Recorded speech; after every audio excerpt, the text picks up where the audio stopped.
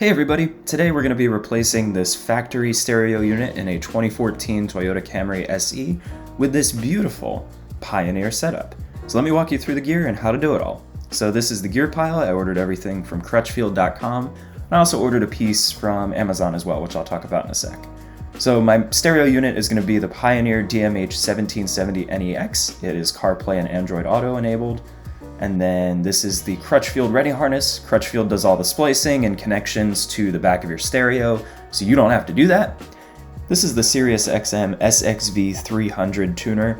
I did not end up using this because I just decided to use SiriusXM off my phone. And there's also some trim tools here. This is the American International dash kit that will fill in the hole over the stereo that's provided by Crutchfield. I wasn't in love with it, so I ended up opting for the Metra dash kit, which I just ordered right off of Amazon.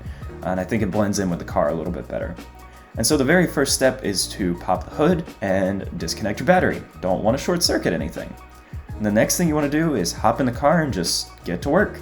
The first pieces to come undone are these little plastic fins down by the footwells. Just pull them straight towards you and they will pop right off. And the next piece that comes out are the vents. It looks like I used the trim tool, but I really didn't. You just pull them straight towards you and they pop out. The next thing to undo is the clock module. You definitely want to use the trim tools for that. Just kind of get up under the crevices and pop it up. It doesn't come fully disconnected. You just pop it up and push it off to the side. Next thing you want to grab is a 10mm socket ratchet. There's 10mm bolts in each corner, 2 in the vent area, left and right, and 2 down where the plastic fins were. And once you get them out, you just give a nice hefty yank on the front panel. And so you just use your fingers and a flathead screwdriver to undo the connections to the factory unit. I show it later in the video, but you should do it early, is to put down a t-shirt as you're disconnecting the wiring harness from the back of the original unit. You see those metal pieces, they can scratch your trim, and I did a tiny bit, but that's okay. And then eventually get them all out, and there we go. So the next step is to remove carefully these yellow clips as well as the screws and brackets from the back of the factory stereo unit. So the brackets, you use a Phillips head screwdriver to remove the screws that are in them that are attached to the CD player and also the AC control unit. And you can see the AC control unit pops free. I have it sitting on the table. Now the clips. Be very careful when removing these. The easiest way to describe the way I did it was I used my finger to lightly pull away the left side while using a flathead screwdriver to slightly pull away the right side, and it just kind of sprung straight up. Once you get it off, you want to make sure that whatever clip you removed from the factory stereo unit goes in the same position on whatever dash kit you're using, because they are shaped differently and have specific purposes. As you can see in this video, I originally mixed and matched the yellow Toyota factory clips with the white Metra clips. I don't recommend this. I ended up having issues with this, so I just opted for the Toyota clips. Then I was able to slide the AC control unit on. There are 2 specialty clips that slide into slots on the unit. The next step is to install the brackets that we removed from the factory stereo unit to the side of the Pioneer unit. As you can see here, there are 5 screws when we only removed 3 from the factory stereo unit. This ended up being a big mistake where I had to pull out the stereo later down the line because the level was being thrown off, so just use the 3 that came off the brackets. Another very useful tip is to not screw them down all the way because there are some pins on the AC control unit that need to slide into the brackets, which you can see here behind the yellow clip. Now it's time to get some wiring installed. So this is the Crutchfield Ready harness. There are also a couple little pigtails from the Pioneer box that need to be installed. So you can get the main Ready harness connector installed to the back of the Pioneer, and you can see those white little spaces next to it. Those are where the pigtails would be, and you match up the rest of the Ready harness to those pigtails. When I got everything reconnected, I realized there were 2 that didn't have a home. Turns out that Crutchfield does this intentionally in case my car's connectors were different.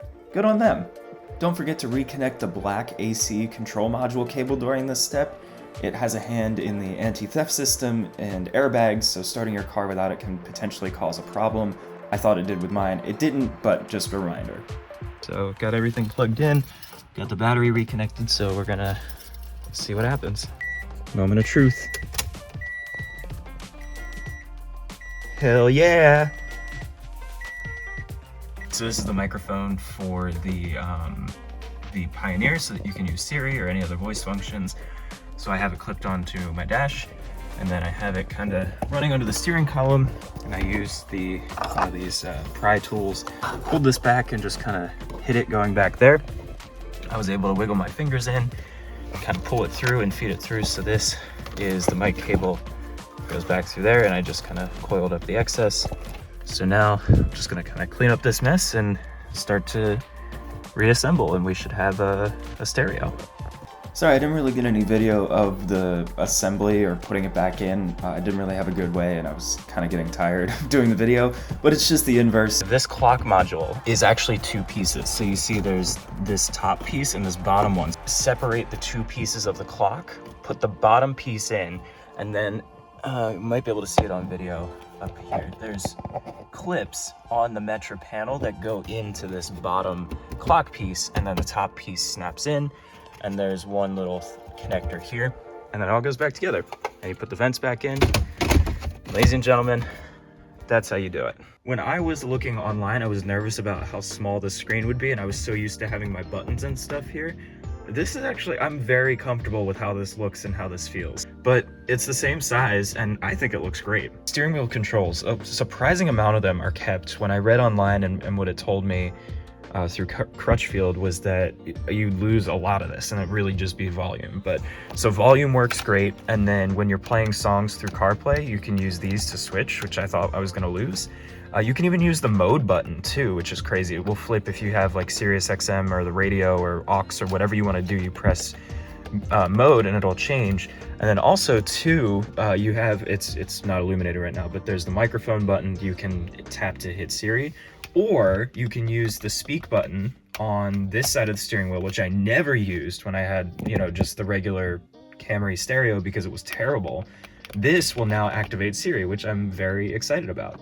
So I think that's pretty much it for the video. Got everything back installed. I think it looks great. I'm gonna go for a quick test drive. I gotta go fill up my tank, so go use that as an excuse to go take it for a spin. Thanks for watching.